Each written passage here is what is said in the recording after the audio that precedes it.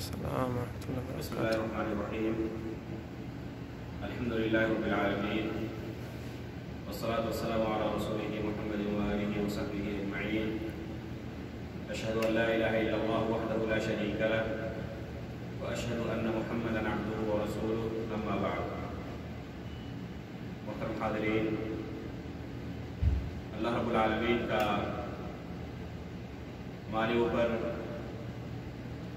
بہت بڑا احسان اور کرم ہے کہ اللہ رب العالمین نے ہمیں مسلمان بنا کر پیدا کیا، اسلام اور ایمان کی نعمت سے سرفراز کیا، اور ہمارے درمیان نبی کریم صلی اللہ علیہ وسلم کو مبعوث فرمایا تاکہ آپ صلی اللہ علیہ وسلم ہمیں دین کی تعلیم دیں، ہمیں دین سکھائیں۔ آپ صلی اللہ علیہ وسلم کو ہماری طرف بھیجنے کا مقصد صرف اور صرف یہ تھا کہ اللہ رب العالمین کی شریعت کما حقہ لوگوں تک پہنچا دے۔ نبی کریم صلی اللہ علیہ وسلم نے اس فریضے کو کما حقہ ادا کیا اور اس میں ذرہ برابر کوئی کوتاہی نہیں کی۔ اللہ رب العالمین کی شریعت جس طرح تھی اس میں ذرہ برابر کوئی کمی و بیشی نہیں کی۔ اس لیے آپ صلی اللہ علیہ وسلم صحابہ اکرام کو حکم دیتے تھے کہ مجھ سے تم سیکھو۔ جیسے کہ آپ صلی اللہ علیہ وسلم جب حج کرنے جا رہے تھے تو صحابہ اکرام کو بار بار کہہ رہے تھے خذوا عنی مناسککم، خذوا عنی مناسککم، اے لوگو حج کے مسائل، حج کے احکام، حج کرنے کا طریقہ مجھ سے اچھی طرح سیکھ لو۔ تو آپ صلی اللہ علیہ وسلم کی بعثت کا مقصد ہی یہ تھا کہ اللہ رب العالمین کی شریعت کو کما حقہ بیان کر سکیں، لوگوں کو سمجھائیں۔ اللہ رب العالمین نے قرآن کریم آپ صلی اللہ علیہ وسلم پر نازل کیا۔ یہ کلام مجید اللہ رب العالمین کی طرف سے نازل کردہ ایک دستور ہے، ایک قانون ہے کہ ہمیں اس دنیا میں کیسے اپنی زندگی گزارنی ہے۔ اس قرآن کی تفسیر آپ صلی اللہ علیہ وسلم کی عملی زندگی ہے۔ مثلا قرآن کریم کے اندر اللہ رب العالمین نے نماز پڑھنے کا حکم دیا، اقیموا الصلاۃ، وہ تو بولا نماز قائم کرو۔ اب نماز کیسے پڑھنی ہے اس کا طریقہ قرآن کریم میں نہیں ہے۔ اگر کوئی شخص آپ صلی اللہ علیہ وسلم کی احادیث کو چھوڑ دے تو دین کا ایک بھی عمل صحیح طریقے سے وہ انجام نہیں دے سکتا، کیونکہ اللہ رب العالمین نے نبی صلی اللہ علیہ وسلم کو اسی لیے اس دنیا میں مبعوث فرمایا تھا تاکہ اللہ رب العالمین کی شریعت کس طرح تطبیق دینی ہے، اللہ رب العالمین کے احکام اور فرامین کو اپنی عملی زندگی کے اندر کس طرح نافذ کرنا ہے، یہ نبی کریم صلی اللہ علیہ وسلم نے سکھلایا تھا۔ آپ صلی اللہ علیہ وسلم اسی وجہ سے جب لوگوں کو نماز پڑھاتے تھے تو یہ حکم دیتے تھے صلو کما رأیتمونی اصلی، جس طرح مجھے نماز پڑھتے ہوئے دیکھتے ہو اسی طرح تم بھی نماز پڑھو۔ ابھی حج کے تعلق سے میں نے بیان کیا کہ آپ صلی اللہ علیہ وسلم کا ارشاد ہے، صحابہ اکرام کو آپ صلی اللہ علیہ وسلم فرما رہے ہیں خذوا عنی مناسککم، حج کے مسائل مجھ سے سیکھ لو، کیسے حج کرنا ہے مجھ سے اس کا بہترین طریقہ اچھی طرح سے سیکھ لو۔ اسی طرح نماز کے تعلق سے آپ صلی اللہ علیہ وسلم فرما رہے ہیں کہ صلو کما رأیتمونی اصلی، جس طرح مجھے تم نماز پڑھتے ہوئے دیکھتے ہو اسی طرح تم بھی نماز ادا کرو۔ لہذا ہمیں چاہیے کہ کسی بھی عمل کو انجام دینے سے پہلے یہ دیکھیں کہ آپ صلی اللہ علیہ وسلم نے اسے کس طریقے سے انجام دیا ہے، کیونکہ کسی بھی عمل کے قبول ہونے کے لیے دو بنیادی شرط ہیں۔ کسی بھی عمل کے قبول ہونے کے لیے دو بنیادی شرط ہے، اگر ان میں سے ایک بھی شرط مفقود ہو نہ پائی جائے تو وہ عمل اللہ رب العالمین کے یہاں قابل قبول نہیں ہے۔ اس لیے ہر عمل کے درمیان اندر ہمیں یہ دیکھنے کی ضرورت ہے کہ یہ دونوں شرطیں موجود ہیں یا نہیں ہیں۔ پہلی شرط یہ ہے کہ اخلاص کے ساتھ ہم اس عمل کو کریں، یعنی صرف اور صرف اللہ رب العالمین کو راضی کرنے کے لیے، اللہ رب العالمین کو خوش کرنے کے لیے وہ عمل ہوا ہمارا۔ اگر اللہ رب العالمین کو خوش کرنے کے لیے نہ ہو تو اس عمل کی اللہ کے پاس کوئی قیمت نہیں ہے، کوئی ویلیو نہیں ہے۔ اگر ہم نماز پڑھ رہے ہیں، روزہ رکھ رہے ہیں، حج کر رہے ہیں، عمرہ کر رہے ہیں، مقصد کیا ہے؟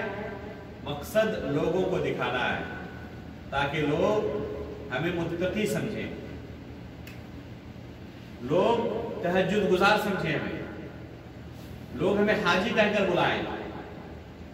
اگر لوگوں کو دکھانا مقصود ہو تو پھر اللہ رب العالمین کے پاس اس عمل کی کوئی قیمت نہیں ہے، چاہے ایک شخص اپنی پوری زندگی تہجد میں گزار دے، روزے نماز میں گزار دے، زندگی میں 50 حج کیا ہو، ہزاروں عمرے کیا ہو، لیکن مقصد کیا تھا؟ لوگوں کو دکھانا تاکہ لوگ مجھے نیک سمجھیں، متقی و پرہیزگار سمجھیں، تو ایسے عمل کی کوئی ویلیو، کوئی قیمت اللہ کے پاس نہیں ہے۔ حدیث میں آتا ہے کہ قیامت کے دن بعض قراء کو بلایا جائے گا جو بڑے بڑے قاری ہیں، اور اللہ رب العالمین ان سے سوال کریں گے کہ میں نے تمہیں علم سے نوازا تھا، بہت بڑا عالم بنایا تھا، بہت بڑا قاری بنایا تھا، تو بتاؤ تم نے دنیا میں کیا کیا ہے؟ تو یہ قاری صاحب اس وقت کہیں گے کہ اللہ تیرے اس نعمت کا میں نے کما حق استعمال کیا ہے، میں لوگوں کو قرآن کی تعلیم دیتا تھا، دین کی باتیں بتاتا تھا، اور دعوت و تبلیغ میں قرآن و حدیث کی تعلیم میں میری زندگی گزری ہے۔ تو اللہ تعالیٰ کہیں گے کذبت، تم جھوٹ بول رہے ہو، تم نے حقیقت میں مجھے خوش کرنے کے لیے، مجھے راضی کرنے کے لیے عمل نہیں کیا تھا۔ تمہارا مقصد کیا تھا؟ تاکہ لوگ تمہیں بہت بڑا عالم کہیں، بہت بڑا قاری کہیں۔ حدیث میں آتا ہے کہ اللہ تعالیٰ حکم دیں گے ناک کے بل گھسیٹتے ہوئے فرشتے اس عالم اور قاری کو جہنم کے اندر داخل کریں گے۔ پوری زندگی دعوت و تبلیغ میں، قرآن کی تعلیم میں، حدیث کی تعلیم میں گزری، لیکن ٹھکانہ کہاں بنا؟ جہنم۔ کیوں؟ اخلاص نہیں تھا، اللہ رب العالمین کو خوش کرنا مقصود نہیں تھا، لوگوں کی تعریفیں بٹورنا مقصود تھا کہ لوگ میری تعریف کریں۔ اسی طرح ایک بہت بڑے داتا کو بلایا جائے گا جنہوں نے زندگی بھر صدقات و خیرات میں اپنی زندگی گزاری ہے، اللہ تعالیٰ نے مال و دولت دیا تھا اور ہمیشہ لوگوں کے درمیان وہ خرچ کرتا تھا، لوگوں کو کھانا کھلاتا تھا، بھوکوں کو کھانا کھلاتا، ننگوں کو کپڑے پہناتا، جہاں بھی کہیں پر خرچ کرنے کی بات آتی سب سے پہلے رہتا، اپنی مال و دولت کو اللہ کے راستے میں لٹا دیا تھا۔ تو اللہ تعالیٰ اس شخص کو بلائیں گے اور کہیں گے کہ بتاؤ تم نے میرے راستے میں کیا کیا ہے؟ تمہیں مال و دولت تو بہت میں عطا کیا تھا۔ تو یہ بندہ کہے گا رب العالمین تو نے جو مجھے دولت عطا کی تھی، اس دولت سے تیرے دین کی میں نے بہت خدمت کی، تیرے راستے میں بہت خرچ کیا ہے، بھوکوں کو تلاش کر میں ہمیشہ کھانا کھلاتا تھا، اور جو تندرست ہوتے، فقیر ہوتے، مسکین ہوتے، ہر طرح کی ان کی مدد کرتا میں اپنے مال کے ذریعے۔ تو اللہ رب العالمین کہیں گے کذبت، تم جھوٹ بول رہے ہو، جھوٹے ہو، تمہارا مقصد مجھے راضی کرنا، مجھے خوش کرنا نہیں تھا۔ کیا مقصد تھا؟ تاکہ لوگ تمہیں داتا کہیں کہ یہ سب سے بڑا داتا ہے، کتنا سخی ہے، ہمیشہ سخاوت و فیاضی کرتا ہے، اور پھر فرشتوں کو حکم دیں گے اور ناک کے بل گھسیٹتے ہوئے ایسے داتا کو اللہ رب العالمین جہنم کے اندر داخل کر دے گا۔ زندگی بھر اللہ کے راستے میں خرچ کرتا رہا، لیکن ٹھکانہ کہاں بنا؟ ٹھکانہ جہنم بن گیا۔ کیوں؟ کیونکہ اخلاص نہیں تھا۔ اللہ تعالیٰ کو راضی کرنا مقصود نہیں تھا. مقصود کیا تھا؟ لوگوں سے تعریفیں حاصل کرنا تاکہ لوگ میری تعریف کریں. پوری زندگی اللہ کے راستے میں خرچ کرنے کے باوجود جنت نہیں ملی. ایک پہلوان کو بلایا جائے گا، مجاہد کو، جنہوں نے ہمیشہ غزوہ اور جہاد میں ہی اپنی زندگی گزار دی ہے، دشمنوں کے ساتھ جنگ کرنے میں ہی زندگی گزری ہے. اللہ تعالیٰ ایسے شخص کو کہیں گے کہ تم کو ہم نے کافی قوت دی تھی، اس قوت کا تم نے کیا استعمال کیا تھا؟ تو بندہ کہے گا کہ اللہ تیری اس قوت کا میں اسلام کی دفاع میں نے پورا خرچ کیا اور دشمنوں کے دانت کھٹے کر دیے، اسلام کی سربلندی کے لیے ہمیشہ جہاد میں مشغول رہا، یہاں تک کہ تیرے راستے میں شہید ہو کر آ جایا ہوں. تو اللہ تعالیٰ کہیں گے کذبت، تم جھوٹ بول رہے تھے. تمہارا مقصد کیا تھا؟ تاکہ تمہاری بہادری کے چرچے ہوں. سب سے بڑا بہادر کون ہے؟ تو فلاں شخص ہے. اس سے بڑا کوئی مجاہد نہیں ہے، اس سے بڑا کوئی پہلوان نہیں ہے. صرف تم تعریف چاہتے تھے لوگوں کی.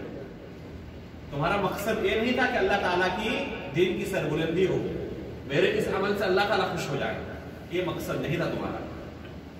تو جو تم لوگوں کا مقصد تھا کہ تمہیں قاری اور عالم کہا جائے، تمہیں داتا کہا جائے، تمہیں مجاہد، پہلوان اور بہادر کہا جائے، فقد قیل، دنیا میں تمہیں وہ سب کچھ مل چکا. جو تم چاہتے تھے وہ تمہیں دنیا میں سب کچھ مل چکا ہے. آج یہاں پر اللہ تعالیٰ کے پاس آخرت میں قیامت کے دن تمہارے لیے کچھ بھی نہیں ہے. اور فرشتوں کو حکم دیں گے اور فرشتے اس شخص کو ناک کے بل گھسیٹتے ہوئے جہنم میں ڈال دیں گے. اللہ تعالیٰ پوری زندگی اطاعت میں گزری.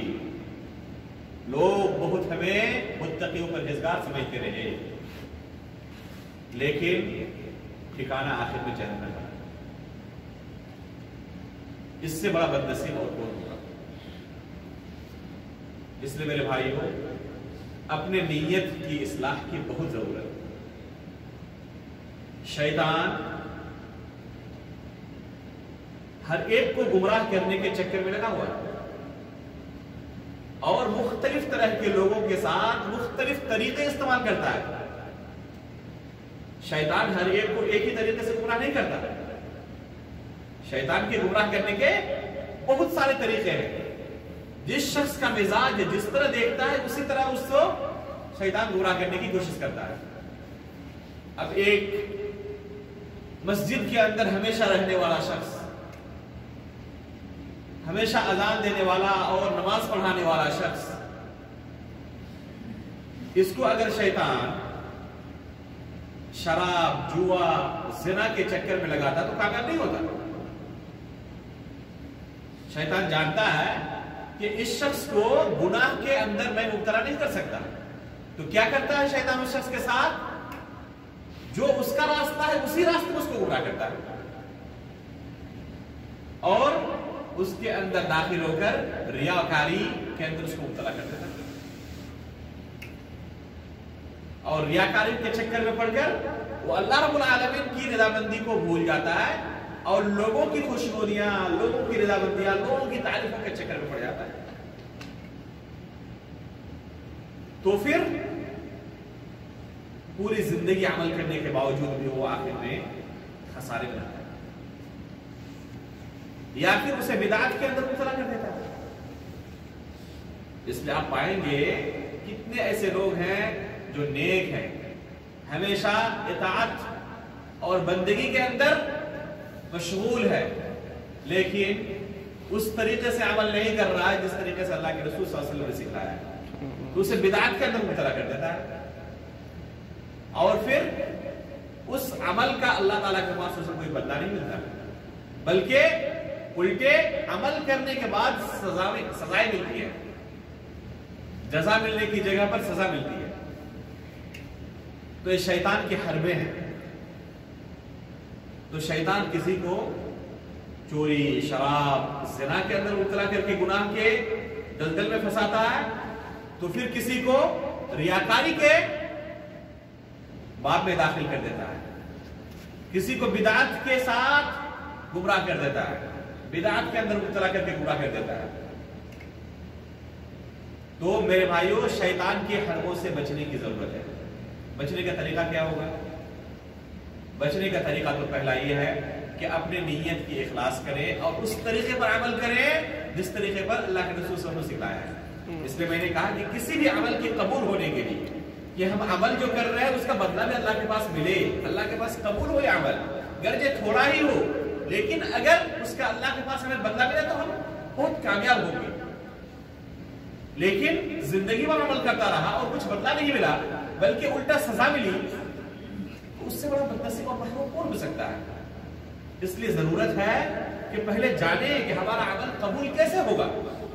تو کسی بھی عمل کے قبول ہونے کے لیے دو شرط ہے بنیادی طور پر، کہ پہلے اخلاص ہو، نیت صحیح ہو، صرف نیت کے اندر یہ ہو کہ اس عمل سے میں اللہ رب العالمین کو راضی کرنا چاہتا ہوں۔ شیطان تو ہمیشہ کوشش کرے گا ریاکاری کے اندر مبتلا کرنا۔ بسا اوقات شیطان کسی کے ساتھ اس طرح کھیلنے لگتا ہے کہ وہ اخلاص ہونے کے باوجود دل میں شبہ پیدا ہو جاتا ہے کہ شاید میں یہ عمل اللہ تعالیٰ کو راضی کرنے کے لیے نہیں کر رہا ہوں۔ دیکھیے شیطان کے حربے کتنے دقیق ہوتے ہیں، شیطان کے حربے اتنے دقیق ہوتے ہیں کہ بسا اوقات ایک مخلص بندہ جو ہوتا ہے اخلاص کے ساتھ عمل کرتا ہے تو اس کے اندر شیطان شک و شبہ ڈال دیتا ہے کہ تم یہ عمل اللہ کو راضی کرنے کے لیے نہیں کرتے ہو۔ حقیقت میں اس کا مقصد کیا تھا؟ اللہ کو راضی کرنا۔ تم یہ عمل اللہ کو راضی کرنے کے لیے نہیں کر رہے ہو، تم تو لوگوں کو دکھانے کے لیے کر رہے ہو۔ پھر وہ کیا کرتا ہے؟ اس نیک عمل کو ہی چھوڑ دیتا ہے۔ دیکھیے شیطان اس کو کس طرح نیکی سے دور کر رہا ہے۔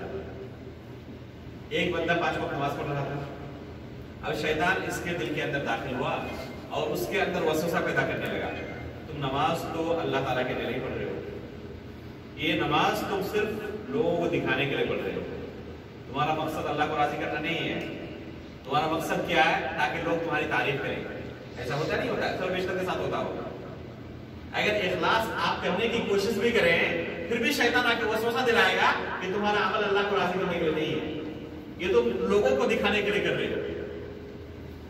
اس وقت کیا کرتا ہے بہت سارے لوگ نمازی پڑھنا پھر چھوڑ دیتے ہیں کہ اگر میں ریاکاری کے لیے کر رہا ہوں تو اس عمل کو کرنے کا فائدہ کیا ہے؟ ایک شخص حقیقت میں اللہ کے راستے میں خرچ کر رہا تھا، مقصد تو اللہ کو راضی کرنا تھا، لیکن دل کے اندر شیطان وسوسہ پیدا کرنے لگا، اچھا تم خرچ کرنے لگے ہو یعنی تاکہ لوگ تم کو داتا بولے، تو اب شیطان وسوسہ دلانے لگا۔ اب یہ بندہ جو اللہ کے راستے میں خرچ کر رہا تھا اب چھوڑ دیا اس نے کہ جب ریاکاری کی وجہ سے کام کر رہا ہوں، اللہ کے پاس کوئی بدلہ ملنے والا ہی نہیں ہے تو کرنے سے فائدہ کیا؟ اب چھوڑ دیا۔ تو پتہ کیسے چلے گا کہ میں حقیقت میں اللہ کے لیے کر رہا ہوں یا شیطان میرے اندر ریاکاری کا بیج بو دیا ہے؟ میرے بھائیوں، اس کا سب سے بہترین طریقہ یہ ہے کہ کبھی بھی اگر آپ کو لگے کوئی نیک عمل، حقیقت میں وہ عمل نیک ہے، اور کبھی بھی اگر آپ کو لگے کہ یہ ریاکاری کی وجہ سے میں کر رہا ہوں اور آپ یہاں تک پہنچ جائیں کہ اس عمل سے ہی دور رہنے لگے، یہاں تک آپ پہنچ جائیں کہ اس عمل سے ہی دور رہنے لگے، مثلا آپ تہجد پڑھ رہے تھے، روزانہ ایک پارہ قرآن تلاوت کر رہے تھے، صدقہ تو خیرات ہر مہینے میں کرتے تھے، اب شیطان آ کے آپ کو وسوسہ دلانے لگا کہ آپ ریاکاری کی وجہ سے کر رہے ہیں، اللہ کو راضی کرنے کے لیے نہیں کر رہے ہیں، تو آپ اس حد تک پہنچ گئے کہ چلو اب نہیں کرنا ہے۔ اگر یہ خیال آنے لگا کہ نہیں کرنا ہے، اس کا مطلب کہ شیطان آپ کو یہاں پر غالب ہو کے اس نیک عمل سے دور کرنا چاہتا ہے۔ اس لیے ریاکاری کے ڈر سے کبھی بھی کوئی نیک عمل نہ چھوڑے۔ اگر ریاکاری کے ڈر سے کوئی نیک عمل چھوڑ دیتا ہے تو جان لیں کہ یقیناً یہ شخص اب شیطان کے گرفت آ چکا ہے۔ ایک شخص مدرسہ جاتا ہے پڑھنے کے لیے قرآن و حدیث تاکہ خود دین کو سیکھے اور دوسروں کو سکھائے، اب شیطان اس کے یہاں پہ آتا ہے اور ریاکاری کا بیج اس کے اندر ڈال دیتا ہے کہ تم اللہ کو راضی کرنے کے لیے دین نہیں سیکھ رہے ہو، قرآن حدیث تم اللہ کو راضی کرنے کے لیے نہیں سیکھ رہے ہو، بلکہ تمہارا مقصد ہے کہ بہت بڑے عالم بنیں گے تو ہماری بہت زیادہ تنخواہ ہوگی، ڈگری ہماری بہت اچھی ہوگی تو ہمیں بہت زیادہ موٹی تنخواہ ملے گی، 50,000 60,000 70,000 کی تنخواہ ملے گی۔ तो तुम तो दुनिया कमाने के लिए पढ़ रहे हो, अल्लाह को राजी करने के लिए पढ़ नहीं रहे हो। अब शैतान आके उसके अंदर वसवसे पैदा कर देगा। तो ये बंदा क्या करता है, तो जब मैं अल्लाह को राजी करने के लिए नहीं पढ़ रहा हूँ तब तो आखिरत के अंदर मेरा मामला बड़ा संगीन है। अब इसने मदरसा जाना छोड़ दिया, मदरसा ही तर्क कर दिया, पढ़ना लिखना बंद। अब क्या होगा इसकी हालत? सीखता तो खुद अपनी इस्लाह करता, पता चलता कि कौन सही है कौन गलत है, क्या हलाल है और क्या हराम है, क्या सुन्नत है और क्या बिदअत है। अब इसने सीखना ही छोड़ दिया, अब खुद जाहिल बना रहा और लोगों की इस्लाह करता, वो दरवाजा भी हमेशा के लिए बंद हो गया। तो शैतान ने उसको इल्म से दूर कर दिया और जाहिल रखकर उससे कहीं बड़े बड़े गुनाह उससे करवाता रहा।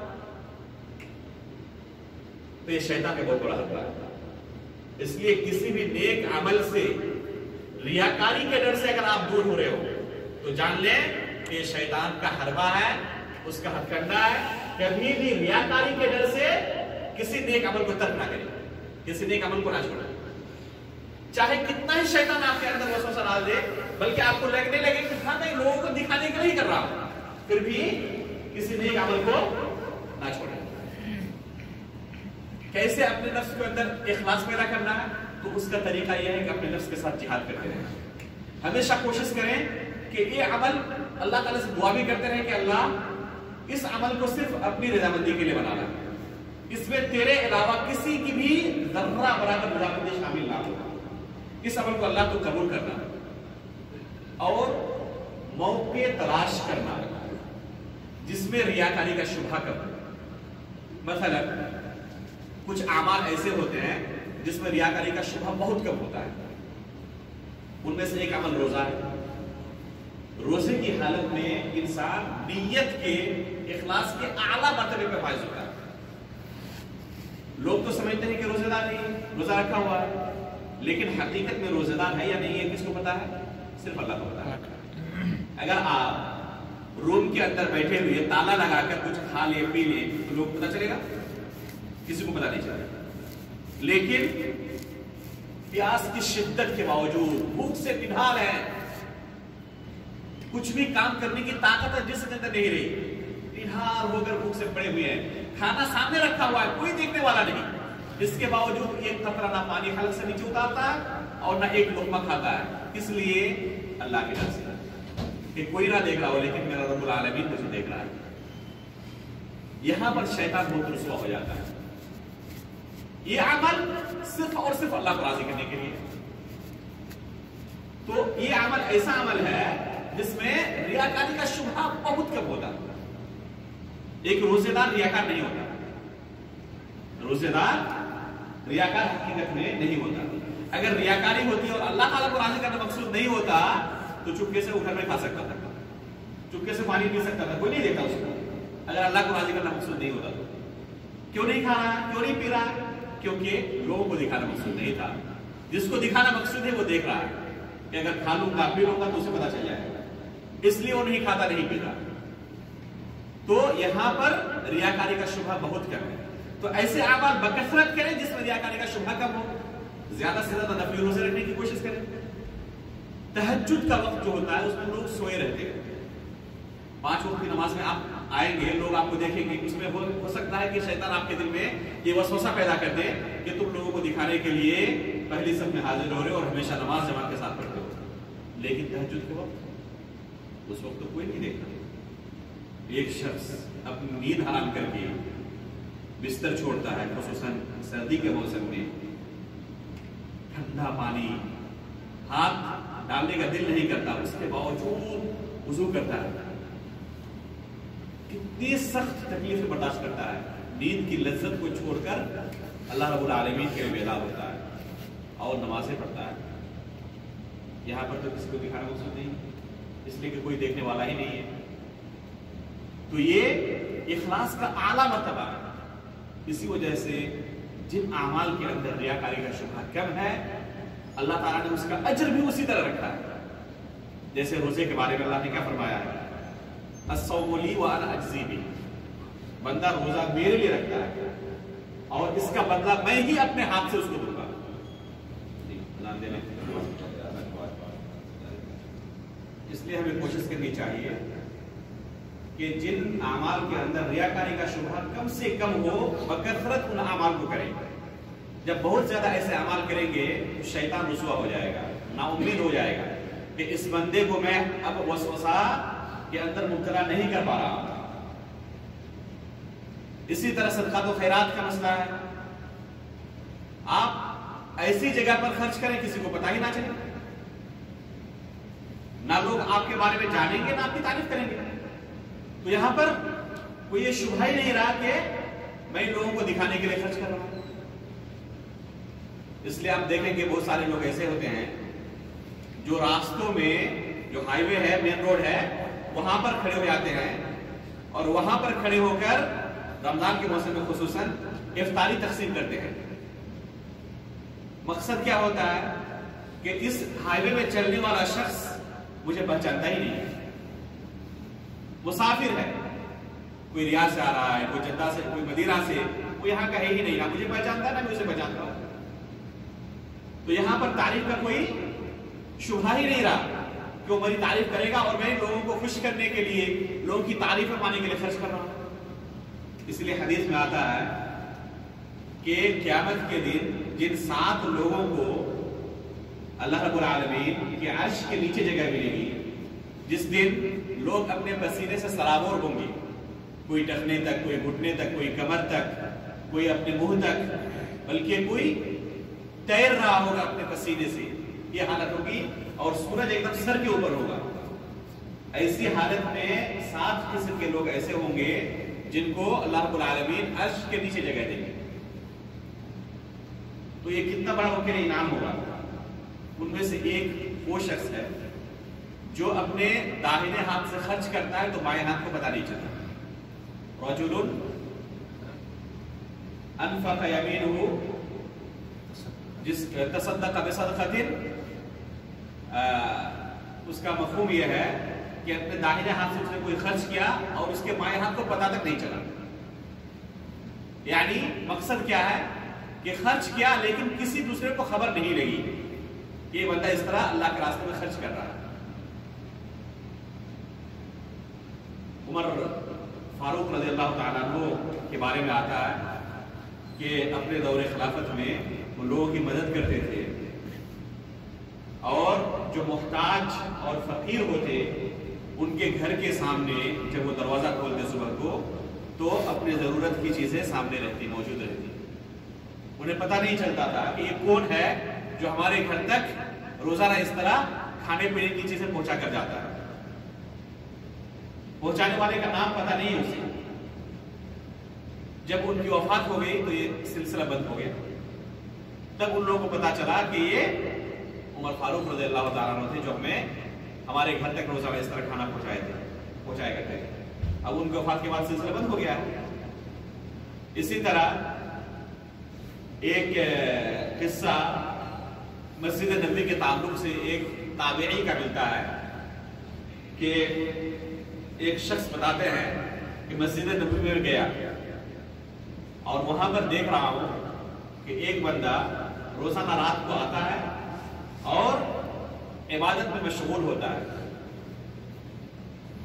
یہاں تک کہ فجر کی اذان ہو جاتی ہے اور نماز کے بعد پھر وہ اپنا گھر چلا جاتا ہے. کئی روز تک مسلسل میں اس کو دیکھتا رہا لیکن پہچان نہیں پا رہا ہوں کہ یہ کون ہے. اس زمانے میں آج کی طرح لائٹیں نہیں تھی, روشنیاں اس قدر نہیں تھی, اور فجر کی نماز بھی نبی صلی اللہ علیہ وسلم غلس میں پڑھتے تھے, اندھیرے میں. اور یہی آپ صلی اللہ علیہ وسلم کا طریقہ ہے کہ اندھیرے میں فجر کی نماز پڑھی جائے. جیسے ہی فجر کی نماز کا وقت ہو فوراً اذان دی جائے اور اس کے لیے پھر نماز کے لیے تیاری کی جائے اور نماز قائم کی جائے. تو اس شخص کو جستجو ہوئی کہ یہ بندہ کون ہے, میں اسے پہچانوں گا جو اس طرح روزانہ رات کو آتا ہے, مسجد میں رہتا ہے اور عبادت میں مشغول ہوتا ہے. تو ایک دن انہوں نے ان کے بغل میں جا کر نماز پڑھی کہ اسے پہچاننا ہے کون ہے بندہ یہ. جیسے نماز کے بعد یہ نکلے ان کے پیچھے بھی نکل گئے کہ دیکھو کہ یہ کہاں جاتا ہے. تو پھر تھوڑی دور چلنے کے بعد یہ ایک گھر کو دروازہ کھولے اور گھر کے اندر داخل ہو گئے. تو انہوں نے اچھی طرح اس گھر کو پہچان لیا, اچھی طرح اس گھر کو پہچان لیا کہ بعد میں آ کر دیکھوں گا کہ کس کا گھر ہے. جب اس گھر سے یہ نکلیں گے تو پتہ چل جائے گا. اب گھر کو پہچاننے کے بعد یہ بعد میں ان کے پڑوسی کے پاس گئے پوچھنے کے لیے کہ کن کا گھر ہے. تو ان تک خبر پہنچ گئی, ان تک خبر پہنچ گئی. تو انہوں نے جب بعد میں ان کے پاس ملاقات کرنے گئے تو دیکھ رہے ہیں کہ گھر میں تالا لگا ہوا. جب کئی دن تک ان کو تلاشتے رہے نہیں ملی تو پتا چلا کہ وہ بندہ مدینہ چھوڑ کر باہر جا چکا ہے. کیوں؟ کیونکہ ایک شخص کو پتا چل گیا تھا کہ میں رات کو اٹھ کر عبادت کرتا ہوں. اس قدر وہ ڈرتے تھے ریاکاری سے, اس قدر وہ ڈرتے تھے ریاکاری سے, تاکہ کسی کو پتا ہی نہ چلے. ایسا عمل کرو جس کو صرف اللہ رب العالمین جانتا ہے. ہم بھی بہت سارے اوقات میں اکیلے ہوتے ہیں, اس وقت کیا کرتے ہیں اللہ تعالیٰ کے سوا کوئی ہمیں نہیں دیکھتا. اپنے روم کے اندر ہے, گاڑی کے اندر بیٹھے ہوئے ہیں, آپ گانا سن رہے ہیں یا قرآن کی تلاوت سن رہے ہیں, کوئی نہیں دیکھ رہا ہے. ایسے موقع پر اگر آپ اللہ تعالیٰ کے سامنے روتے ہیں, گڑگڑاتے ہیں, تو پھر حقیقت میں یہ اخلاص ہے. یہاں پر لوگوں کی تعریفیں حاصل کرنا مقصود نہیں ہے, لوگوں کو دکھانا مقصود نہیں ہے. کن کو دکھانا مقصود ہے؟ جن کے لیے رو رہے ہیں, گڑگڑا رہے ہیں. اس لیے ایسے اعمال بکثرت کرنے کی کوشش کریں جن میں ریاکاری کا شبہہ کم سے کم ہو. تو اس طرح شیطان مایوس ہو جائے گا اور پھر یہ شبہہ نہیں آئے گا. لہذا نیت کے اندر اخلاص ہونا ضروری ہے. بغیر اخلاص کے عمل قابل قبول نہیں ہے. چاہے بظاہر لوگ آپ کو کتنا ہی زیادہ متقی کیوں نہ سمجھے, دلوں کے اندر کیا کھٹک رہا ہے اس کے بارے میں بھی رب العالمین کو خبر ہے. انہ علیم بذات الصدور. اللہ رب العالمین کے بارے میں خود اللہ تعالیٰ نے فرمایا ہے کہ دلوں کے اندر کھٹکنے والی باتوں کو بھی اللہ تعالیٰ جانتے ہیں. لہذا نیت کے اندر اخلاص پیدا کرنا ضروری ہے. بغیر اخلاص کے کوئی بھی عمل قابل قبول نہیں ہو سکتا. جیسے ہی اخلاص ختم ہو وہیں پر شرک داخل ہوتا ہے. اخلاص ختم ہوتے ہی شرک داخل ہو جاتا ہے, یا تو شرک اصغر یا شرک اکبر. شرک اصغر ریاکاری کو کہتے ہیں. نبی صلی اللہ علیہ وسلم فرماتے ہیں اخوف ما اخاف علیکم الشرک الاصغر. سب سے زیادہ مجھے تم پر جو ڈر ہے وہ شرک اصغر کا ڈر ہے. شرک اکبر کا ڈر اتنا نہیں ہے کہ تم جان بوجھ کر کسی دیوی دیوتا کے سامنے سر جھکاؤ گے, سجدہ کرو گے, اس کا ڈر تو اتنا نہیں ہے. لیکن شرک اصغر کا مجھے بہت زیادہ تمہارے اوپر ڈر ہے. تو صحابہ اکرام نے پوچھا کہ شرک اصغر کیا اللہ کے رسول؟ تو آپ نے فرمایا الریا, ریاکاری. یعنی لوگوں کو